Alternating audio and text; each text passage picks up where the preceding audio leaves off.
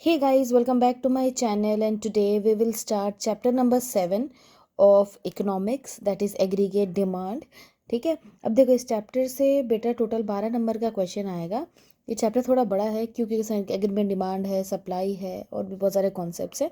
तो let's start aggregate demand first क्योंकि यही इसका फर्स्ट टॉपिक है।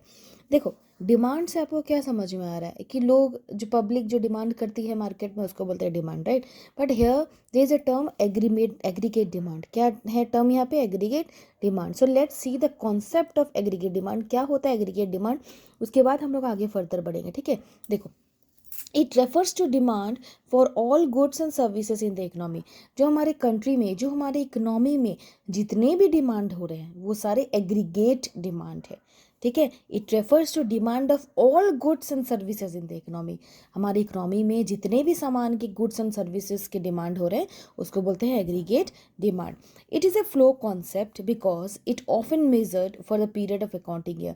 देखो हम लोग जब भी कोई चीज़ निकालते हैं, ठीक है, तो ऑब्वियसली हम लोग पूरे साल के निकालते हैं। तो क्या कोई चीज़ का डिमांड क्या सिर्फ एक टाइम के लिए होता है? नहीं, वो चलते रहता है, पूरे सालों भर चलते रहता है। इसलिए बेटा this is called flow concept. याद रखना एग्रीगेट डिमांड एक तरह का फ्लो कॉन्सेप्ट है क्योंकि वो चलते रहता है। ऐसा नहीं कि हम क्वार्टरली किसी का डिमांड कैलकुलेट कर रहे हैं या मंथली कर रहे हैं, नहीं, हमको ईयरली करना है। ठीक है, चलो तीसरा, in aggregate demand rises as the level of income rises in the economy. For example आपका इनकम है 10,000 रुपये, राइट। तो आप डिमांड भी वैसे ही करोगे 10,000 लाख। लेकिन वही समझ लो कि अगर आपका इनकम बढ़ के हो गया 1,00,000 रुपये, तो क्या पहले जितना आपका 10,000 लाख डिमांड था क्या वो उतना ही रहेगा कि वो भी बढ़ेगा? ऑब्वियसली बढ़ेगा। इसलिए यहाँ पे लिखा हुआ है कि एग्रीगेट डिमांड बेटा बढ़ता है जैसे जैसे, कैसे क्या बढ़ता है? इनकम बढ़ता है। इनकम जैसे जैसे बढ़ेगा डिमांड भी वैसे वैसे ही बढ़ेगा।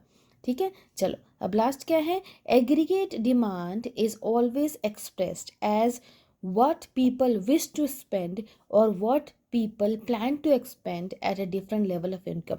याद रखना एग्रीगेट डिमांड जो है ना बेटा, वो लोगों ने क्या खरीद लिया उस पे नहीं होता, उस पे कैलकुलेट नहीं करते। हमेशा ये हम लोग कैलकुलेट करते हैं एग्रीगेट डिमांड कि लोग क्या खरीदना चाहते हैं और किस पे पैसा खर्चना चाहते हैं। ठीक है, चाहते हैं, खर्चा किया वो नहीं देखना है हमें। यहाँ पे देखना है हमको एक एग्रीगेट मान के चलना है क्या, कि लोग जो है इतना खर्चा करने के लिए रेडी है अपने इनकम के लिए। ठीक है, इतना स्पेंड करने के लिए रेडी है। So aggregate demand is always expressed as what people wish to expend. ठीक है, पीपल क्या खर्चा करना चाहते हैं और what people plan to spend, और उन्होंने क्या प्लान किया हुआ है स्पेंड करने के लिए। डिफरेंट लेवल ऑफ इनकम, जिसका जो लेवल है उस हिसाब से लोग क्या खरीदना चाहते हैं, लोग कितना एक्सपेंड करना चाहते हैं, वो देखना है हमको एग्रीगेट डिमांड का। तो आपको समझ आया, ये एक पूरी आपको एक कॉन्सेप्ट मिल गया।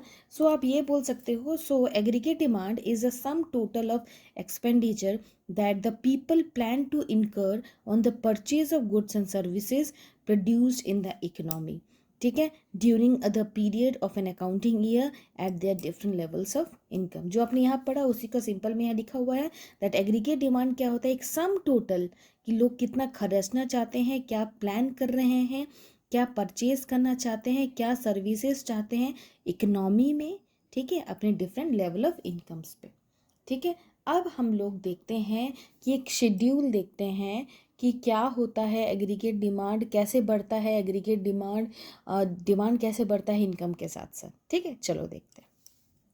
ओके, अब चलो हम लोग देखते हैं कि इनकम के साथ साथ कैसे बढ़ता है हमारा एक्सपेंडिचर।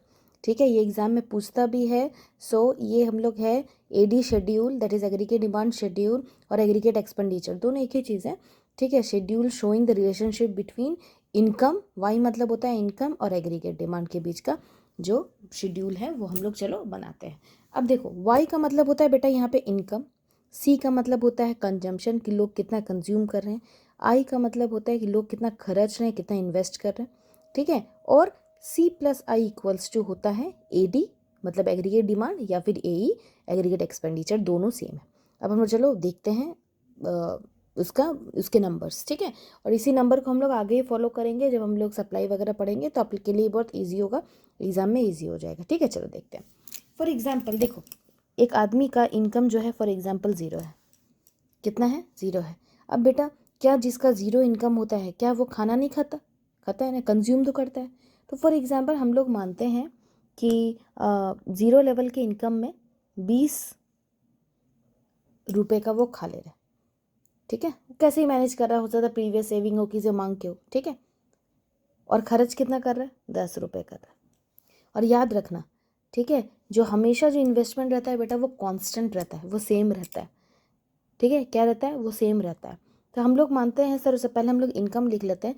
सबसे पहले इनकम किसी आदमी का 0 है, फिर बढ़ के हुआ 20, फिर बढ़ के हुआ मान लो 40, 20 के गैप में ले लेते हैं, ठीक है, 60, 80, 100, 120, ठीक है। और इन्वेस्टमेंट सबका 10-10 ही मान लो, कांस्टेंट रहता है, याद रखना इन्वेस्टमेंट हमेशा कांस्टेंट रहता है, ठीक है। अब हम लोग करते हैं कंजम्पशन, कि जब 0 रुपीज़ उसका इनकम था तो वो कंज्यूम कर रहा था 20 रुपये, ठीक है। अब मान लो 20 रुपये उसका इनकम है तो कंज्यूम करा 25 रुपये का। देखो यहाँ पे इनकम कम है, यहाँ कंज्यूम ज़्यादा है, ठीक है। अब मान लो जब इसका 40 रुपीज़ इनकम हो गया तो मान लो वो 30 रुपीज़ इनकम कर रहा है, 5-5 का डिफरेंस ले रहे हैं। अब आप सोचोगे कि मैम यहाँ पे देखो इनकम कम था और कंजम्पशन ज़्यादा, यहाँ ज़्यादा खा रहा था, पर यहाँ तो उल्टा हो गया। यहाँ बेटा इसलिए उल्टा हो रहा है ना, अब देखा धीरे धीरे इसका डिफरेंस बढ़ते जाएगा। क्यों कम हो रहा है, क्योंकि बेटा जब आप कमाते हो तो सेव भी करते हो ना, ठीक है, सेव भी कुछ पार्ट करते हो ना। तो हम लोग ये मानते हैं कि ना एक टाइम के बाद जो इनकम होता है वो कंजम्पशन से कम हो जाता है। क्यों, क्योंकि लोग यहाँ पे सेविंग करने लगते हैं, ठीक है। अब चलो 5-5 का बढ़ाओ, ठीक है। अब मान लो 60 इनकम है तो 35 खा रहा है, तो मतलब कंज्यूम कर रहे हैं, ठीक है।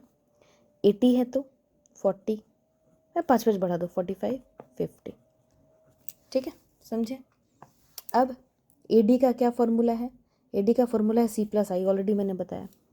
30, 35, 40, 45, 50, 55, 60, ठीक है। ये आपको पूरा समझ आया, एग्ज़ाम ऐसे ही बनाना है, ठीक है। अब देखो इसमें क्या समझ आ रहा है कि देखो जब एक आदमी का कमाई 0 था तो वो आदमी जो है डिमांड कर रहा था 30 का। जब एक आदमी का इनकम 20 हुआ तो वो डिमांड कर रहा है 35 का। जब इस किसी का इनकम 40 है तो 40 का डिमांड कर रहा है। अब देखिए यहाँ से घटने लगेगा, क्यों घटेगा, क्योंकि मैंने क्या बोला कि अब वो एक टाइम पे क्या करेगा, अपना सेविंग करना स्टार्ट करेगा। तो जब इनकम 60 हो गया तब इसका 45 हुआ, 80 हुआ, 50 हुआ, 100 इनकम हो गया, 55 हो गया, 120 इनकम हो गया, 60 हो गया। तो ये क्यों घट रहा है बेटा, इसके मुकाबले ये क्यों घटा, क्योंकि इसका कुछ पार्ट वो क्या कर रहा है, वो पर्सन सेव कर रहा है, ठीक है, याद रखना। अब हम लोग इसको ना एक ग्राफ के तौर पे भी देखते हैं, ठीक है, क्योंकि एग्जाम में ग्राफ तो पूछेगा। चलो ये मैंने टाइम को बचाने के लिए पहले ऑलरेडी मैंने ये पोस्टिंग कर दिया। यहाँ पे देखो इनकम है, ये जो इनकम है ना 0, 20, 40, 60, 80, ये इनकम है, तो ये यहाँ इनकम मैंने डाल दिया, ठीक है, 0, 20, 40, 60, 80, ठीक है। और ये है हमारा एग्रीगेट डिमांड, ये वाली एग्रीगेट डिमांड है जो ये वाली है, ठीक है। इसमें मैंने नंबरिंग 10, 20, 30, 40 करके डाल दिया, ठीक है। सबसे पहले अब देखो हमको सभी देखना है, ठीक है। सबसे पहले हम लोग देखेंगे जो कॉन्स्टेंट है, ठीक है, कांस्टेंट है वो देख लेते हैं। जो इन्वेस्टमेंट है हम लोग ये मान के चलते हैं, सारे क्वेश्चन आप कोई भी वैल्यू डालो, आपको जो है इन्वेस्टमेंट जो है वो कांस्टेंट ही रखना है, ठीक है। तो हम लोग चले देखते हैं कि 0 लेवल पे, ठीक है, कितना है यहाँ पे इन्वेस्टमेंट 10 है, ठीक है। तो 0 लेवल पे इन्वेस्टमेंट कितना है, 10 है, ठीक है। अब यहाँ देखो 20 लेवल पे इन्वेस्टमेंट कितना है, 10 है। उसी तरह 40 लेवल पे इन्वेस्टमेंट कितना है, 10 है, ठीक है, सब में 10 है। 80 लेवल पे कितना है इन्वेस्टमेंट, 10 है, तो 10 है। इसका मतलब क्या हुआ, इसका मतलब यहाँ पे क्या हुआ बेटा कि ये क्या है, 0 लेवल पे, ठीक है, से लेके 120 लेवल तक जो हमारा इन्वेस्टमेंट है, जो आई है बेटा वो सेम है।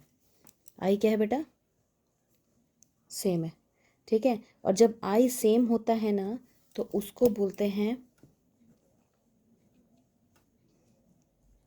Autonomous investment. क्यों ऑटोनोमस इन्वेस्टमेंट है?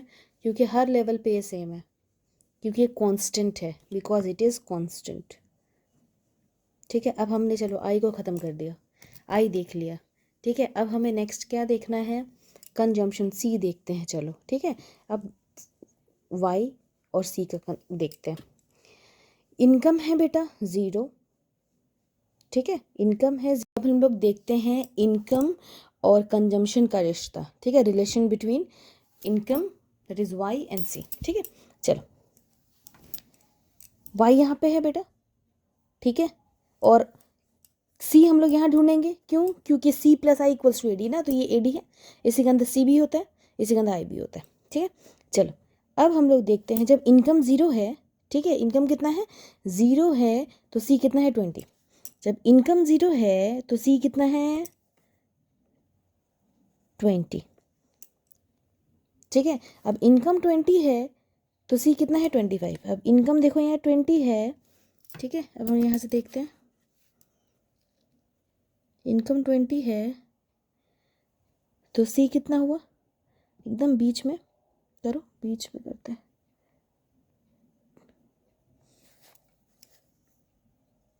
25। ठीक है, अब इनकम 40 है, सी कितना है? 30। इनकम है 40, ठीक है, तो सी कितना है? 30।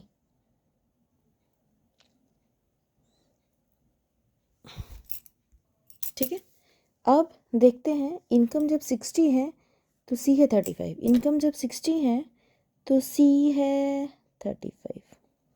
यहाँ चलो, यहाँ, तो यहाँ होगा। ठीक है,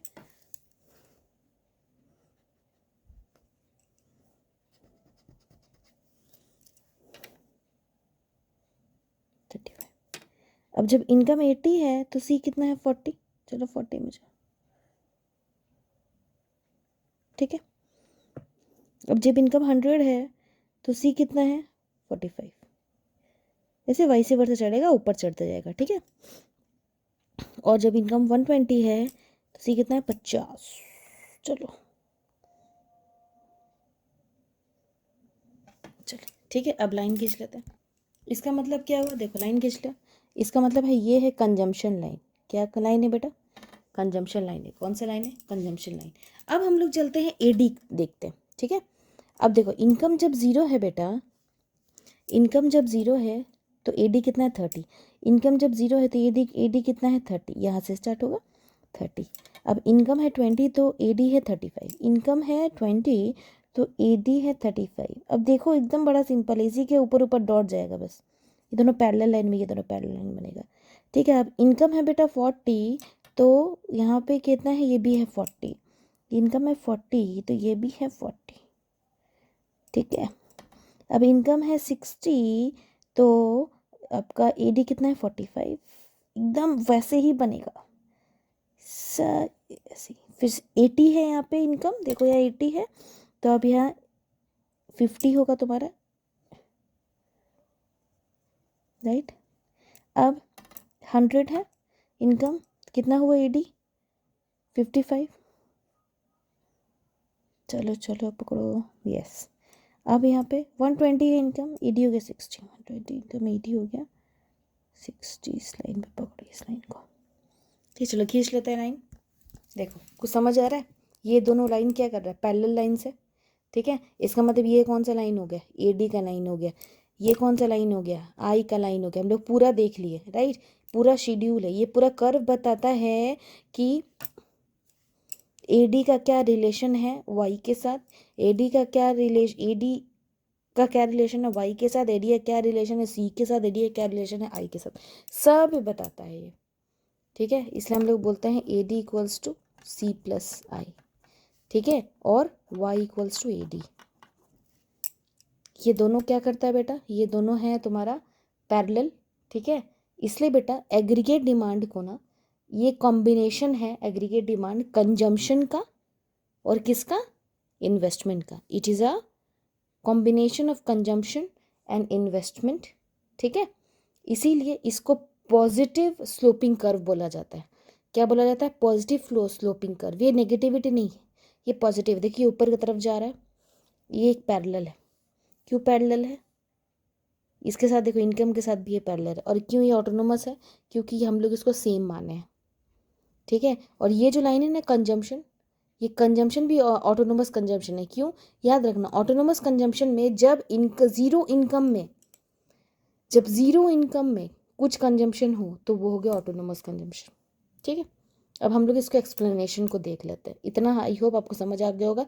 एग्जाम में बिल्कुल ऐसे ही बनाना है, ठीक है, और आपको फुल मार्क्स मिलेगा, ठीक है। चलो हम लोग देखते हैं इसका एक्सप्लेनेशन। जब आपने डायग्राम बनाया ना, तो डायग्राम बनाने के बाद आपको उसका एक्सप्लेनेशन लिखना होगा। तो मैंने बहुत समराइज वे में एक्सप्लेनेशन लिखा है ताकि आप उसको याद कर सको, आपकी ईजी हो सके। सबसे पहला बेटा, आपने ऑलरेडी देखा कि A D equals to C plus I, मतलब सबसे पहला हमारे डायग्राम में क्या दिखा कि A D equals to consumption plus investment, ठीक है। दूसरा, there is always some minimum level of consumption even if income is zero. अब सोचोगे ये अब क्या है, सिंपल है। देखो जब बेटा इनकम ज़ीरो था, वाई ज़ीरो था, फिर भी हमारा कंजम्पशन कुछ तो था। कोई आदमी के पास इनकम नहीं है तो क्या वो भूखे रहेगा, उसके पास कुछ कंजम्पशन नहीं होगा, ऑब्वियसली कंजम्पशन होगा। इसलिए बेटा यहाँ पे सिंपल सा लिखा है कि there is always some minimum level of consumption, कुछ कंजम्पशन तो होगा अगर इनकम ज़ीरो है फिर भी, ठीक है। अब तीसरा देखते हैं। तीसरा है बेटा consumption curve moving upward. Consumption curve जो है बेटा वो अपवर्ड मूव हो रहा है। क्या मूव हो रहा है, अपवर्ड मूव हो रहा है। क्या मूव हो रहा है, अपवर्ड मूव हो रहा है। देखो कंजम्पशन कर्व यहाँ पे क्या अपवर्ड मूव हो रहा है ना, ठीक है। अब कंजम्पशन कर्व यहाँ पे अपवर्ड मूव हो रहा है because consumption increases with increase in income. क्योंकि जैसे जैसे इनकम बढ़ता है ना, जैसे जैसे इनकम बढ़ता है ना, कंजम्पशन भी बढ़ता है। बट एक बट लगा हुआ है, after some time increase in consumption is less than that of income.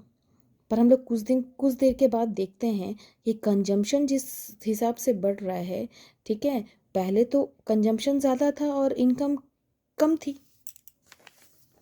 देखो पहले क्या था, कंजम्पशन जो है यहाँ पे देखो, ज़ीरो कंजम्पशन था 20, ठीक है, 20 कंजम्पशन था 25, ठीक है। लेकिन आप धीरे धीरे देख रहे हो यहाँ पे इनकम ज़्यादा हो गया, कंजम्पशन कम होते जा रहा है। इनकम ज़्यादा हो गया, कंजम्पशन देखो कम होते जा रहा है। 40, पहले देखो 20 था लेकिन कंजम्पशन ज़्यादा था, अब देखो 40 है, अब कंजम्पशन 30, 60 है, कंजम्पशन 35। इससे देखो ये कम है ना। इसलिए यहाँ पे बोला है but after some time increase in consumption, जैसे जैसे कंजम्पशन बढ़ेगा ना, is less than the income, और कंजम्पशन धीरे धीरे कम होते जाएगा इनकम से, ठीक है। क्यों, क्योंकि now people started saving from their part of income, जो कि मैंने आपको ऑलरेडी पीछे बताया। फिर fourth number, investment expenditure is parallel to Y X axis, ठीक है। ये भी मैंने आपको बताया।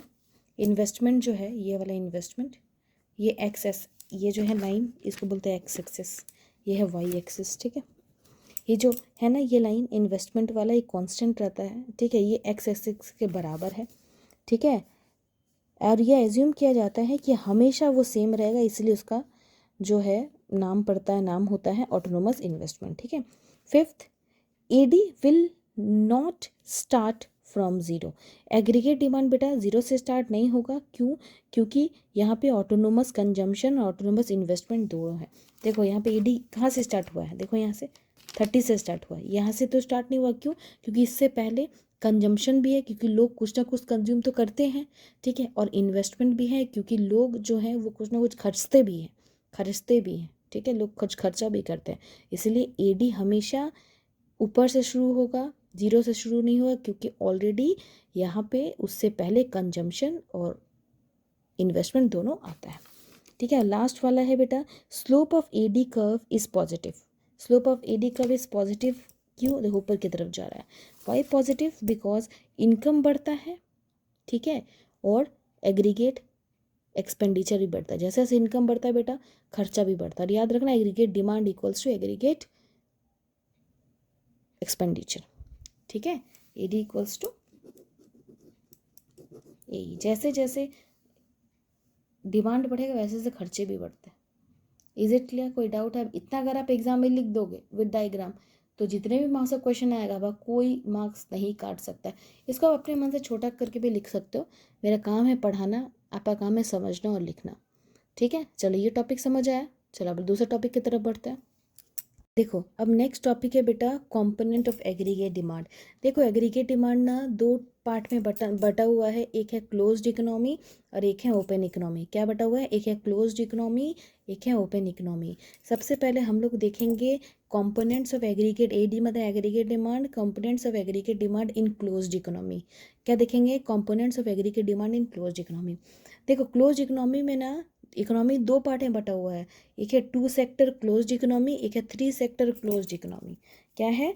टू सेक्टर क्लोज्ड इकोनॉमी, फिर थ्री सेक्टर क्लोज्ड इकोनॉमी। ठीक है, अब टू सेक्टर में बेटा दो आता है, पहला है हाउस होल्ड सेक्टर, दूसरा है प्रोड्यूसर सेक्टर। देखिए घबराना नहीं है, पहले सुन लो फिर देखना। House hold sector, producer sector. ठीक है, एक बार फिर से बता देती हूँ। क्लोज्ड इकोनॉमी में दो आता है, टू सेक्टर थ्री सेक्टर। फिर टू सेक्टर में दो आता है, हाउस होल्ड और प्रोड्यूसर, हाउस होल्ड और प्रोड्यूसर। ठीक है, हाउस होल्ड मतलब क्या बेटा? घर वाले। ठीक है, हाउस मतलब घर, हाउस मतलब घर में काम करने वाले। ठीक है, तो ऐसे लोग जो हाउस होल्ड सेक्टर के हैं वो क्या करते हैं? सामान खरीदते हैं, क्या करने के लिए? कंज्यूम करने के लिए खरीदते हैं, राइट। आप दुकान जाते हो क्या खरीदने के लिए? सामान खरीदने के लिए। क्या करने के लिए? कंजम्पशन करने के लिए। सो यहाँ पे लोग बेटा परचेज गुड्स फॉर कंजम्पशन। ठीक है, that is there expenditure is called consumption expenditure. बेटा ये जो हाउस होल्ड वाले हैं ना, ये खर्चा करते हैं कंज्यूम करने के लिए। क्या करने के लिए? कंज्यूम करने के लिए, जिसको कि बोलते हैं सी। ठीक है, और क्या ये प्रोड्यूसर जो है ये खर्चा करते हैं खुद कंज्यूम करने के लिए कि बेचने के लिए? बताओ। जो प्रोड्यूसर होते हैं, प्रोड्यूसर मतलब क्या? जो सामान बनाते हैं या सामान बेचते हैं। ठीक है, तो ये लोग क्या करते हैं? सामान बेचे क्या खुद रख लेते हैं या खुद खा लेते हैं? नहीं, ये लोग सामान बेचते हैं, ये लोग इन्वेस्ट करते हैं, राइट। यहाँ पे क्या होता है? Purchase goods for investment. सामान खरीदते हैं इन्वेस्टमेंट करने के लिए, बना के बेचने के लिए, इसलिए उसका नाम पड़ा है इन्वेस्टमेंट एक्सपेंडिचर। क्या नाम पड़ा है? Investment expenditure. क्या नाम पड़ा है? Investment expenditure. इसको बोलते हैं आई। इसे क्या बोलते हैं? आई। तो टू सेक्टर इकोनॉमी में बन गया A D equals to C plus I. क्या बन गया? A D equals to C plus I, जहाँ पे सी का मतलब है हाउस होल्ड सेक्टर। ठीक है, जहाँ पे कंजम्पशन एक्सपेंडिचर जिसको बोलते हैं सी का मतलब। आई का मतलब होता है इन्वेस्टमेंट एक्सपेंडिचर। क्या बोलते हैं? आई का मतलब इन्वेस्टमेंट एक्सपेंडिचर। याद रखना एक चीज़, टू सेक्टर क्लोज्ड इकोनॉमी में गवर्नमेंट नहीं आता। क्या है? टू सेक्टर क्लोज्ड इकोनॉमी में गवर्नमेंट नहीं आता, इसमें सिर्फ दो ही आता है, house hold, producer. House hold क्या करते हैं? सामान खरीदते हैं, खुद कंज्यूम करते हैं, इसलिए कंजम्पशन एक्सपेंडिचर। प्रोड्यूसर सामान खरीदते हैं, खुद कंज्यूम नहीं करते, दूसरों को बेचते हैं, इसलिए वो इन्वेस्टमेंट करते, दूसरों को बेचते तो उनको पैसा मिलता होगा। ठीक है, तो इसलिए वो इन्वेस्टमेंट के पर्पज से सामान खरीदते हैं, इसलिए इनका नाम है investment expenditure. A D equals to C plus I. ठीक है, ये एक फॉर्मूला हो गया जो आपने अभी पीछे पढ़ा पढ़ा ना, A D equals to C plus I. ठीक है, अब हम लोग देखते हैं three sector closed economy. Two sector I hope आपको बिल्कुल अच्छा समझ में आ गया होगा। अब देखते हैं थ्री सेक्टर क्लोज्ड इकोनॉमी। अब बताओ ये दोनों में मैंने क्या बोला? क्या नहीं है? गवर्नमेंट नहीं है, इसमें क्या आ जाएगा? गवर्नमेंट आ जाएगा। ठीक है, अब चलो देखते हैं थ्री सेक्टर। सेक्टर तो पढ़ लिया, अब देखते हैं थ्री सेक्टर क्लोज्ड इकोनॉमी। ठीक है, अब थ्री सेक्टर क्लोज्ड इकोनॉमी बेटा पहले बता टू सेक्टर में क्या था? ऑब्वियसली एक सी था एक आई था, मतलब क्या? एक था हाउस होल्ड और एक था प्रोड्यूसर। अब इसमें भी वही है, एक है हाउस होल्ड एक है प्रोड्यूसर, मतलब दोनों का जो पीछे पड़ा ना सेम एक्सप्लेनेशन है। ठीक है, तो वो अब हम नहीं देखेंगे, क्वालिटी जस्ट पीछे देखे। ठीक है, अब इसमें एक एक्स्ट्रा जुड़ जाता है गवर्नमेंट। क्या जुड़ता है बेटा? गवर्नमेंट जुड़ जाता है। ठीक है, अब गवर्नमेंट क्या करता है? Government does consumption expenditure on behalf of society. Government तो बेटा कंजम्पशन गवर्नमेंट भी करती है। ठीक है, तो किसके बिहाफ पे करती है? खुद खाने के लिए नहीं, सोसाइटी के लिए, हम लोगों के लिए, पब्लिक के लिए करती है कि नहीं? अब हम लोग देखते हैं कि गवर्नमेंट जो है किस तरह का एक्सपेंडिचर करती है। ठीक है, सबसे पहला देखते हैं गवर्नमेंट एक्सपेंडिचर। मान लो गवर्नमेंट ने परचेज किया food, clothes, defence process, defence के लिए, आर्मी वगैरह के लिए, ठीक है, देश के जवानों के लिए, तो वो जो एक्सपेंडिचर है बेटा वो भी एक तरह का एक्सपेंडिचर हुआ। ठीक है, वो भी एक तरह का कंजम्पशन एक्सपेंडिचर हुआ। और मान लो गवर्नमेंट ने ब्रिज बना दिया, रोड बना दिया, डैम्स बना दिया, ठीक है, रेलवे बना दिया, रेलवे स्टेशंस बना दिया। ठीक है, तो अब क्या वो भी एक तरह का एक्सपेंडिचर है? ठीक है, तो वो भी गवर्नमेंट कर रही है, जो पब्लिक के लिए कर रही है।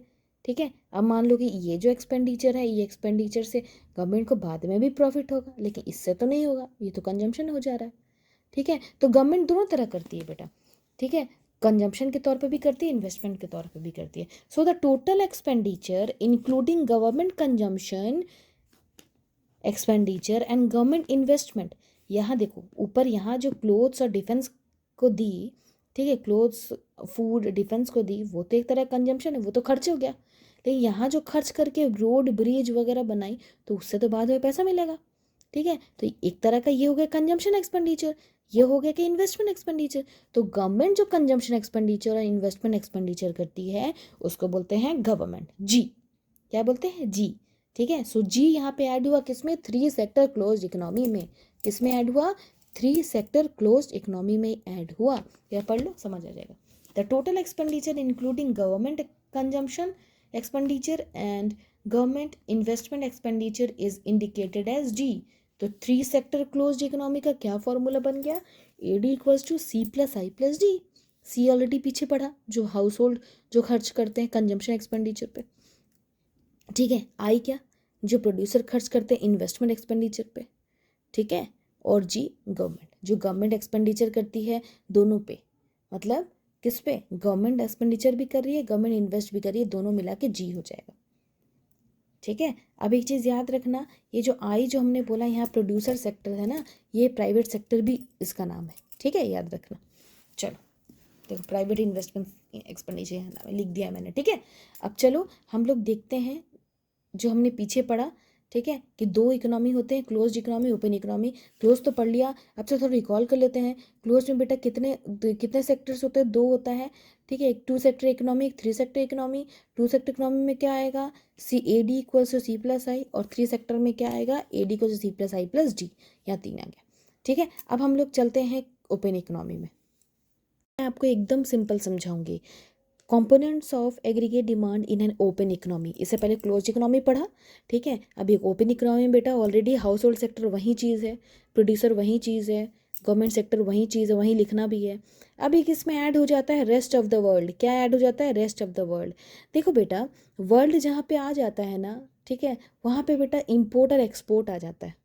कैसे, हम अपने कंट्री में जब सामान लेन देन करते हैं तो वो तो सिर्फ परचेज और सेल करते हैं, राइट। लेकिन जब हम अपने कंट्री से बाहर कंट्री से सामान मंगवाते हैं या भेजते हैं, उसको इंपोर्ट एक्सपोर्ट बोलते हैं। ठीक है, जब एक कंट्री दूसरे कंट्री के साथ काम करती है तो इंपोर्ट एक्सपोर्ट करती है, सामान बेचती खरीदती है, राइट। तो एक्सपोर्ट का मतलब क्या हुआ, जब हम जो है अपने कंट्री से बाहर कुछ सामान बेच रहे हैं तो उसको बोलते हैं एक्सपोर्ट। और इम्पोर्ट का मतलब क्या हुआ, जब बाहर के कोई कंट्री से सामान मंगवा रहे हैं तो इम्पोर्ट। तो जब बेटा बाहर के कंट्री से हम सामान मंगवाएंगे तो वो तो हमारा खर्चा है, हम दुकान से सामान लेते तो हमको पैसा देना पड़ता है ना। उसी तरह बाहर से हम सामान मंगवाएंगे बाहर कंट्री से, तो हमारा कंट्री का पैसा कहाँ जाएगा, बाहर चला जाएगा, जाएगा कि नहीं जाएगा। ठीक है, तो वो क्या कर रहा है, हमारा इम्पोर्ट कर रहा है। क्या कर रहा है, इम्पोर्ट। जब हम अपने कंट्री का सामान, जब मतलब बाहर के कंट्री का सामान अपनी कंट्री में लाएंगे तो हम इम्पोर्ट कर रहे हैं, और जब अपनी कंट्री का सामान हम बाहर कंट्री में भेजेंगे तो वो हो गया एक्सपोर्ट। तो एक्सपोर्ट हो गया एक्स, इम्पोर्ट हो गया एम। क्या हो गया, एक्सपोर्ट हो गया एक्स, ये है बेटा एक्सपोर्ट, ये अपने नेशनल इनकम में पढ़ा होगा। ठीक है, इम्पोर्ट इसका मतलब जो हमारे कंट्री में पैसा आ रहा है माइनस जो हमारे कंट्री से पैसा जा रहा है, क्योंकि हम इंपोर्ट कर रहे हैं सामान, जो है बाहर से खरीद रहे हैं ना, तो सामान बाहर से खरीद को पे कर रहे हैं। तो export minus import equals to net export, उसी को बोलते हैं रेस्ट ऑफ द वर्ल्ड। यहाँ देख लेते हैं, rest of the world generates demand for goods and services in terms of our export, मतलब export add to aggregate demand in our economy. जब हम बाहर के कंट्री से बेटा, बाहर के कंट्री हमारे कंट्री से जब एक्सपोर्ट करती है, ठीक है, तो एक मतलब सामान हमारे कंट्री से जब बाहर जाता है और हमारे कंट्री में जब पैसा आता है तो वो तो कंट्री का इकोनॉमी बढ़ाता है, राइट। लेकिन जब हमारी कंट्री इंपोर्ट करती है, मतलब अपना मतलब बाहर से सामान मंगाती है और अपना पैसा बाहर भेज देती है, ठीक है, तो वो तो एक तरह के इकोनॉमी को घटाता है, डिक्रीज करता है।